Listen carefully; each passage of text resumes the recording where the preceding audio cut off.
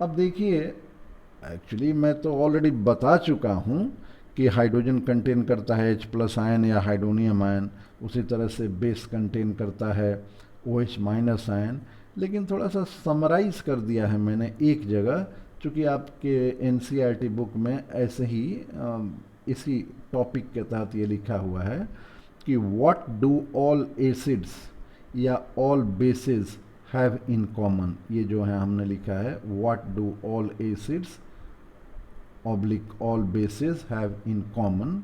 तो ये ऑलरेडी हम एक्सप्लेन कर चुके हैं, लेकिन फिर भी आप देख लीजिए। यहाँ 3 एसिड का मैंने एग्जांपल लिया है, नाइट्रिक एसिड लिया है, सल्फ्यूरिक एसिड लिया है, एसिटिक एसिड लिया है। आप ध्यान दें कि नाइट्रिक एसिड डिसोसिएट होने के बाद नाइट्रेट आयन देता है, सल्फ्यूरिक एसिड सल्फेट आयन देता है, एसिटिक एसिड एसीटेट आयन देता है। लेकिन ध्यान देने वाली बात यह है कि कॉमन जो है H प्लस सब में है। वो नाइट्रिक एसिड भी देता है, वो सल्फ्यूरिक एसिड भी देता है, वो एसिटिक एसिड भी देता है।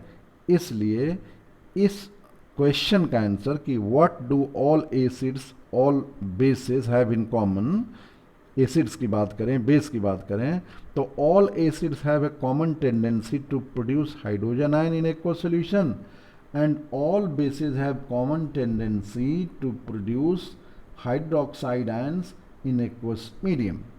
और यहाँ भी 3 example sodium hydroxide, potassium hydroxide, calcium hydroxide का लिया हुआ है।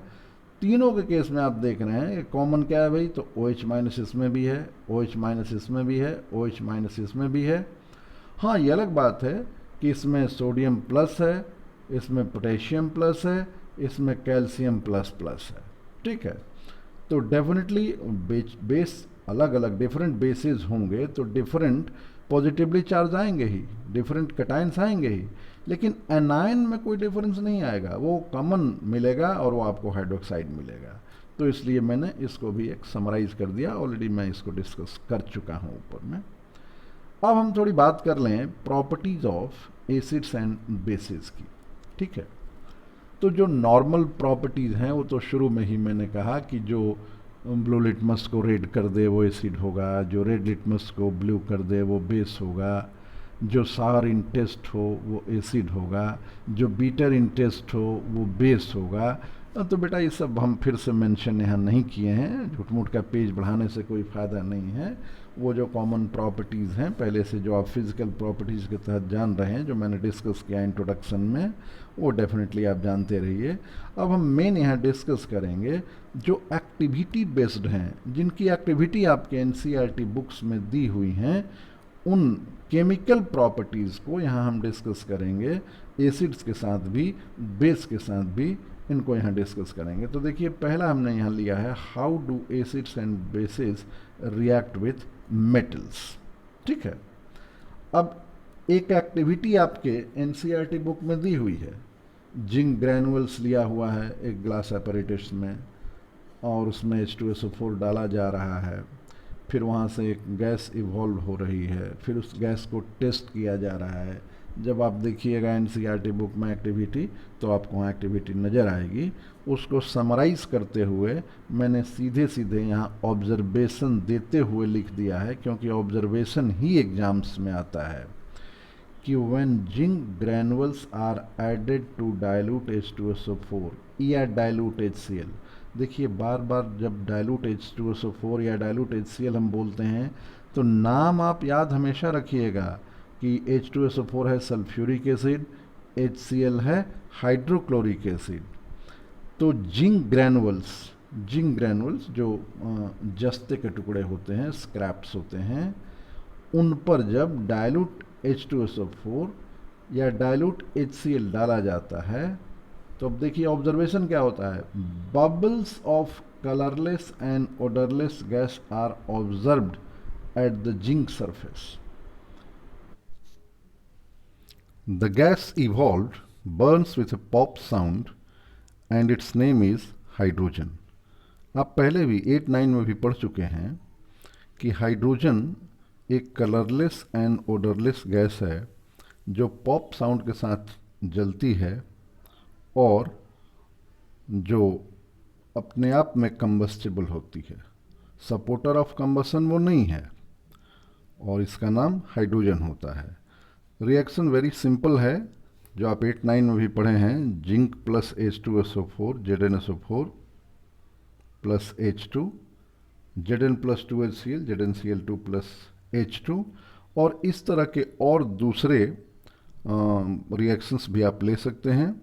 दूसरे एसिड्स के साथ कॉरेस्पॉन्डिंग सॉल्ट्स बनेंगे। दूसरा मेटल भी आप ले सकते हैं। लेकिन अगर बात करें हम बेसिस के साथ रिएक्शन की, तो उसमें सभी मेटल्स कारगर नहीं होते हैं।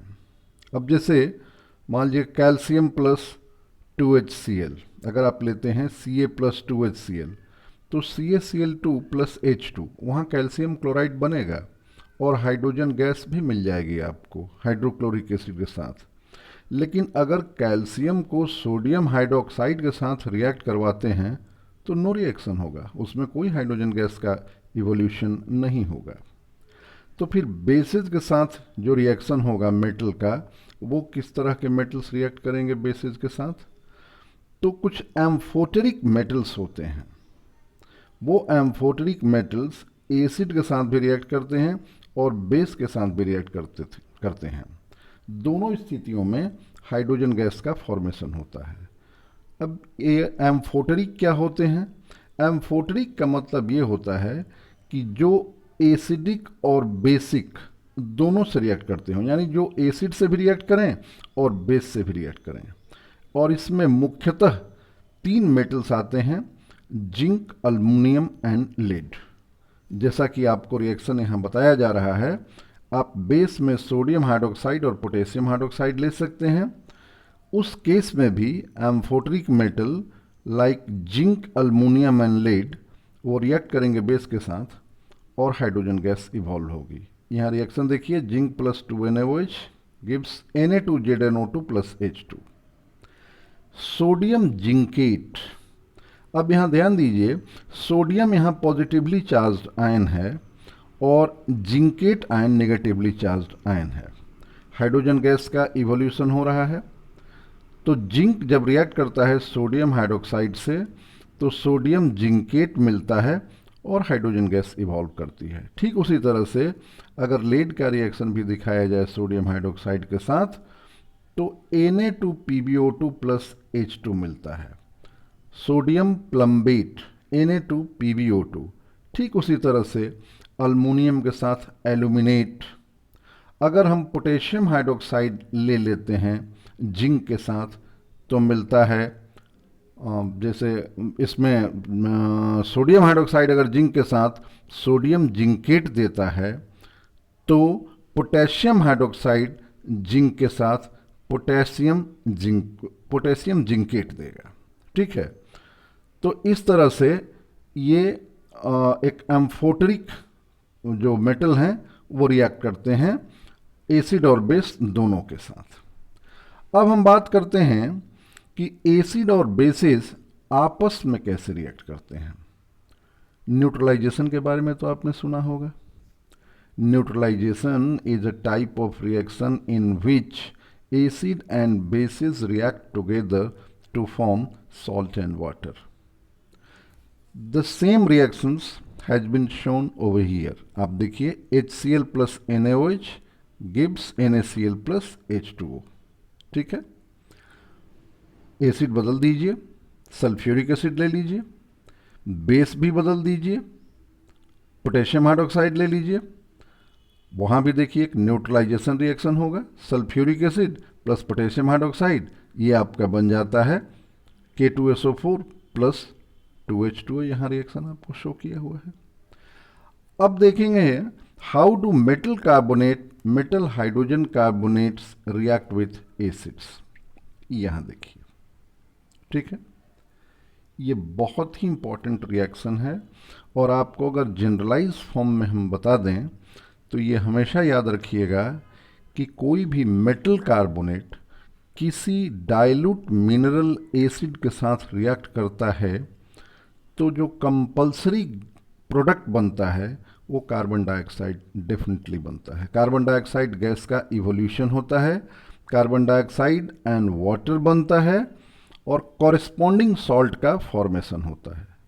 एक बार फिर मैं इसको रिपीट कर रहा हूँ आपके सामने कि जब किसी डाइल्यूट मिनरल एसिड का रिएक्शन किसी कार्बोनेट या बाई कार्बोनेट के साथ करवाया जाता है, बाई कार्बोनेट को आप हाइड्रोजन कार्बोनेट भी कहते हैं, तो CO2 गैस का इवोल्यूशन होता है, वाटर का फॉर्मेशन होता है और कॉरेस्पॉन्डिंग सॉल्ट का फॉर्मेशन होता है। अब आप जैसा लेंगे कार्बोनेट, जैसे आपने यहाँ सोडियम कार्बोनेट लिया, हाइड्रोक्लोरिक एसिड लिया, तो CO2 प्लस H2O तो बनेगा ही बनेगा। कॉरेस्पॉन्डिंग सॉल्ट का मतलब क्लोराइड सॉल्ट, क्योंकि आपने हाइड्रोक्लोरिक एसिड लिया था।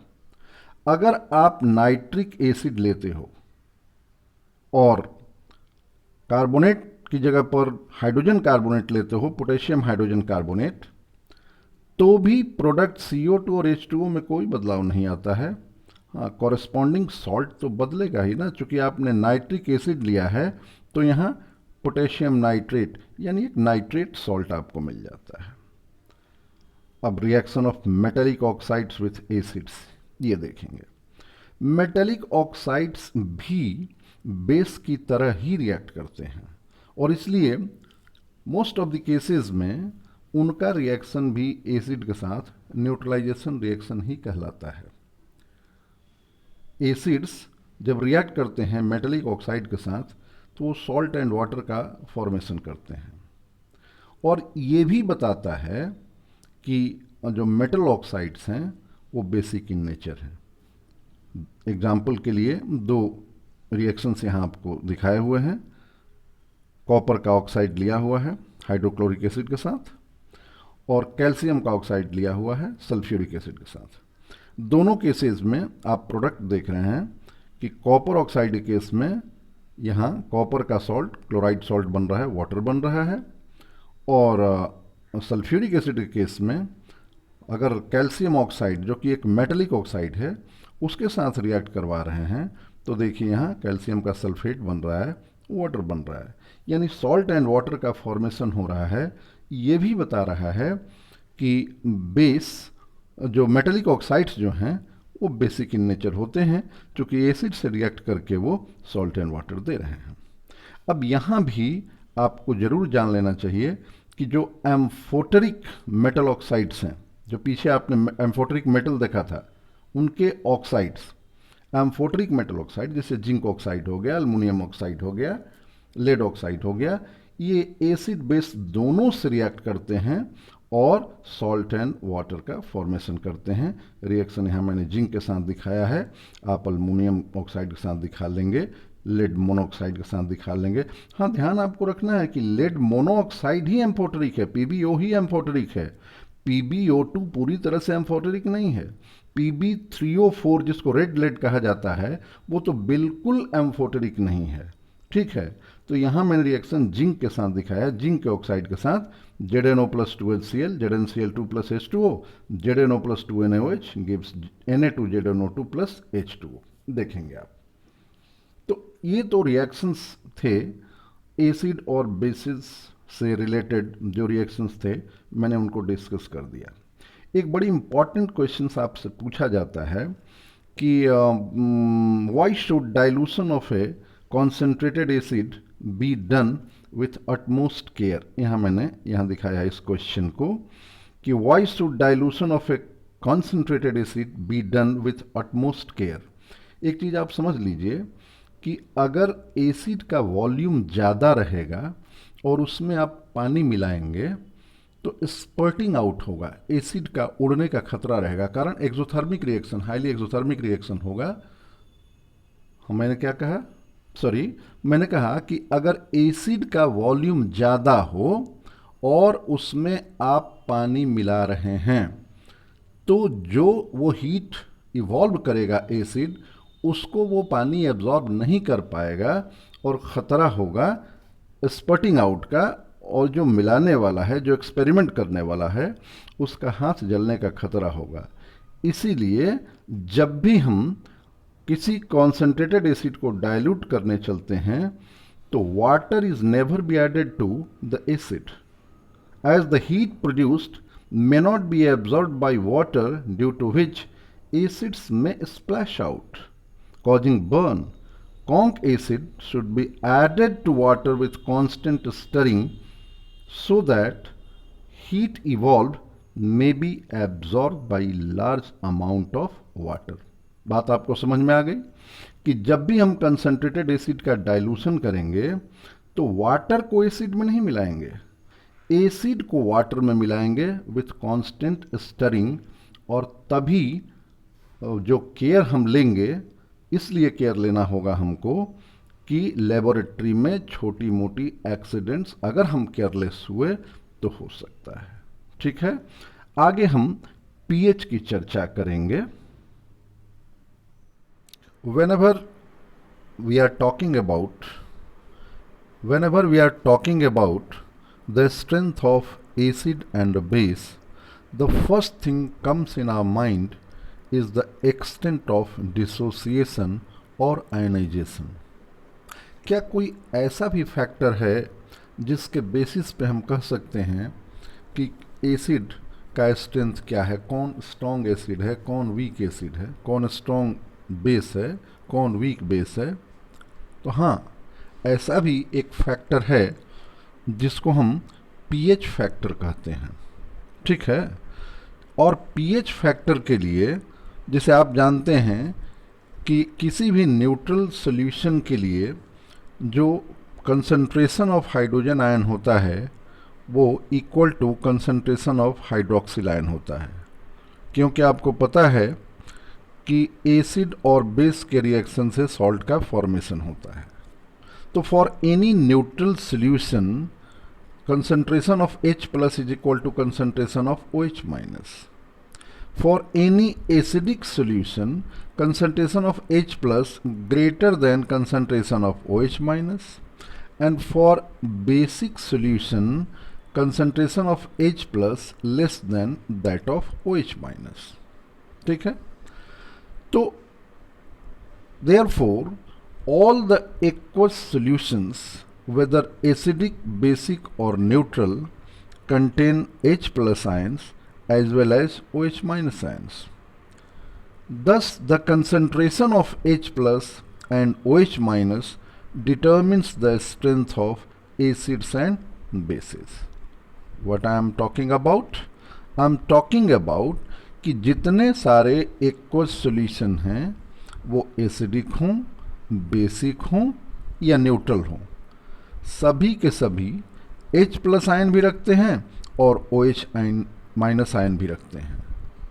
हाँ, कंसंट्रेशन H प्लस और OH माइनस आयन का डिटर्मिन करता है, ये बताता है कि कौन सा एसिड कितना स्ट्रॉन्ग है, कौन सा बेस कितना वीक है।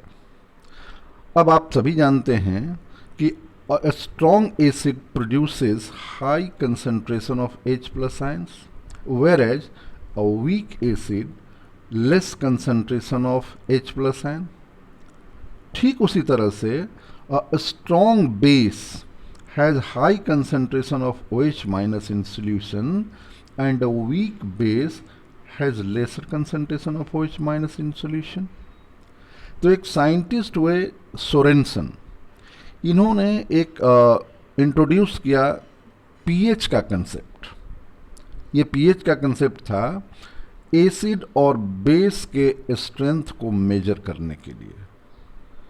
अब आपको जानना चाहिए कि इस पीएच लेटर में, ये जो पीएच लेटर है, इसमें पी स्टैंड करता है एक जर्मन वर्ड पोटेंस के लिए, जिसका मतलब होता है पावर, एंड जो H लेटर है इस पीएच में वो स्टैंड करता है हाइड्रोजन आयन कंसंट्रेशन के लिए।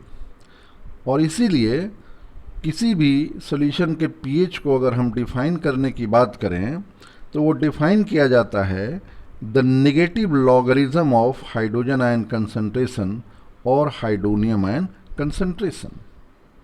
अब देखिए एक्सप्रेशन यहाँ मैंने दिखा दिया है कि pH is equal to minus log molar concentration of H plus. Hydrogen ion concentration को दिखाने का ये तरीका होता है स्क्वायर ब्रैकेट में, यानी या फिर pH को हम ले सकते हैं minus log H3O plus. H3O plus को भी स्क्वायर ब्रैकेट में दिखाया हुआ है जो उसके कंसंट्रेशन को बताता है।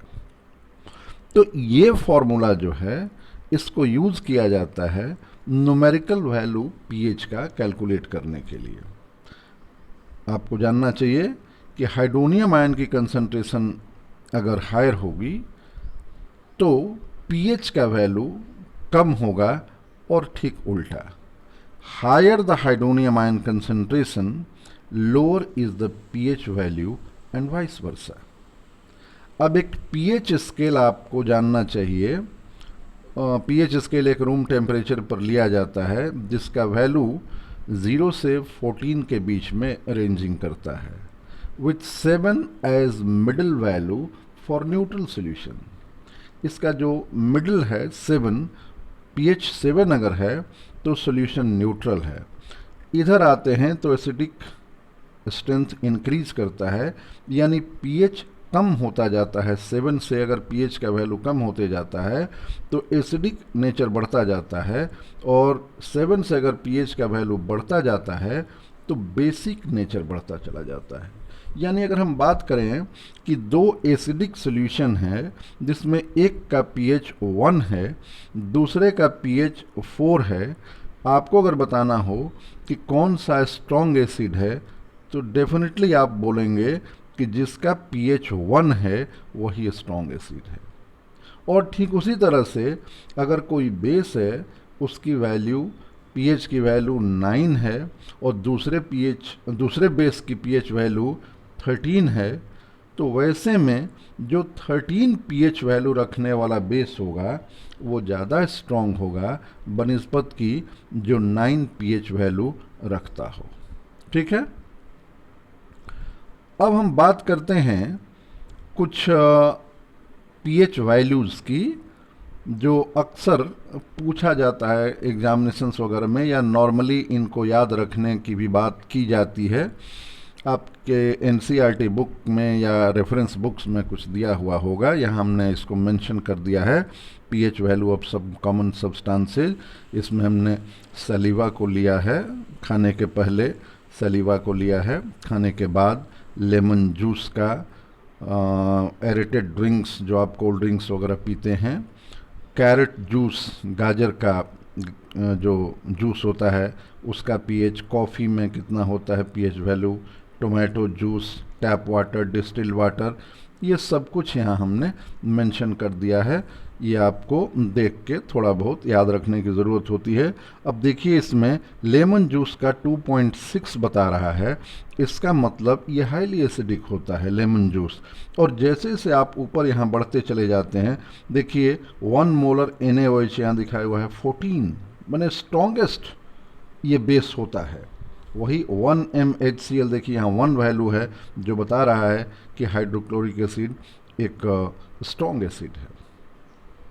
अब इसमें एक बात आती है यूनिवर्सल इंडिकेटर की।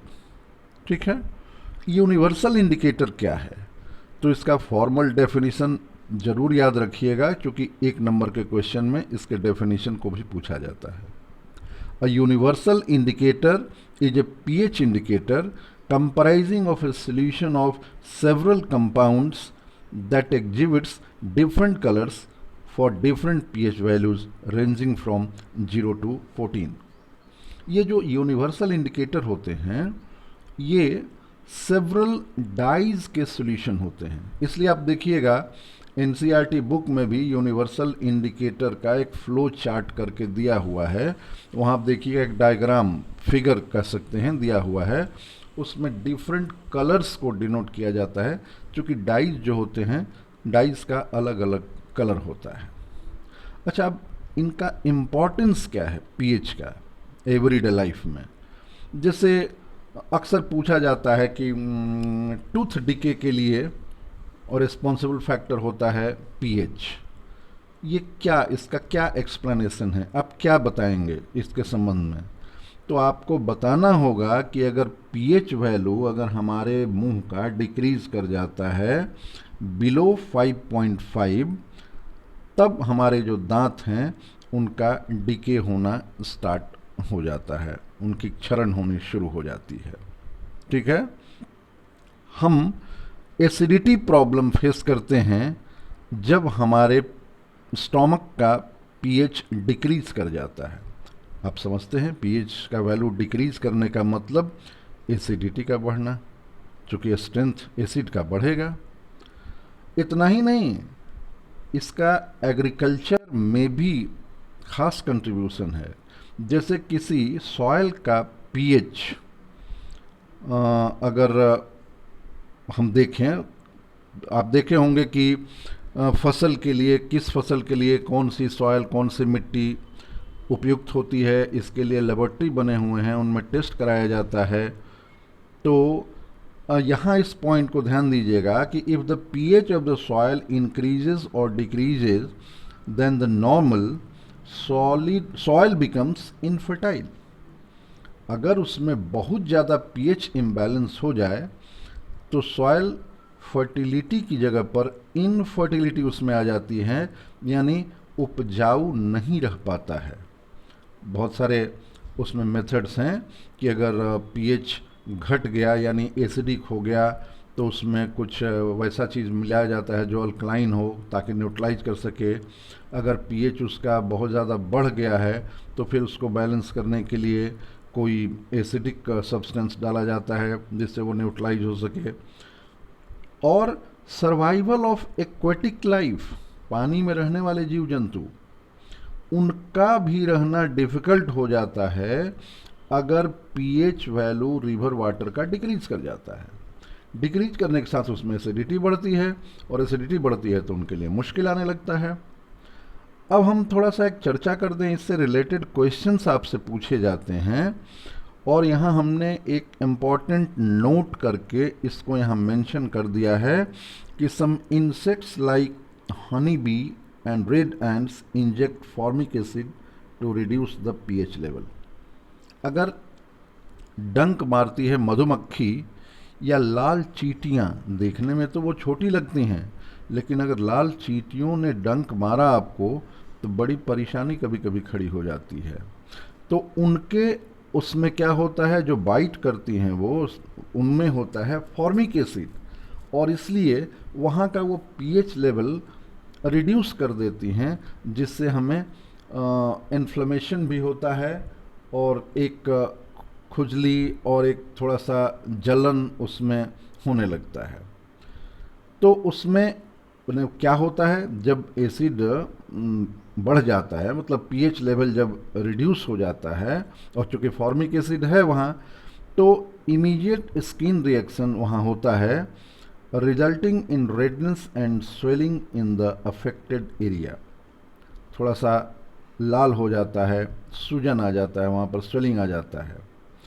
इसकी रेमेडी क्या है? तो इसकी रेमेडी है, अब जाहिर है कि पीएच लेवल रिड्यूस हुआ है यानी एसिडिक हो गया है वहाँ का स्किन, तो रेमेडी ये है कि उसको वॉश किया जाता है या रब किया जाता है इन्फेक्टेड पार्ट को with a solution of baking soda.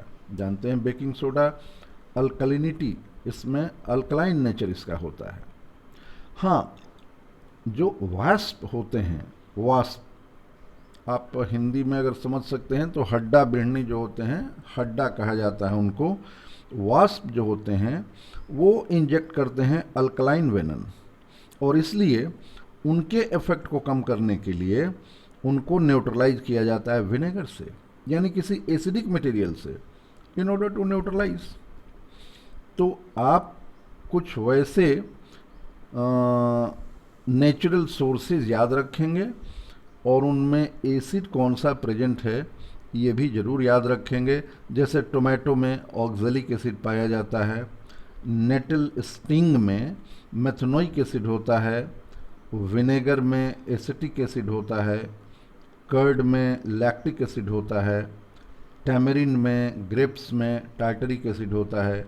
वैसे इसकी डिटेल से स्टडी, चूँकि ये लिविंग ऑर्गेनिज्म से सब आ रहे हैं एसिड्स, तो वो जब आप क्लास 11th में जाएंगे, इंट्रोडक्शन ऑफ ऑर्गेनिक केमिस्ट्री जब आपको पढ़ाया जाएगा, तो वहाँ ये चीज़ आपको ज़रूर बताई जाएगी और वहाँ डिटेल्स में बताई जाएगी ये चीज़।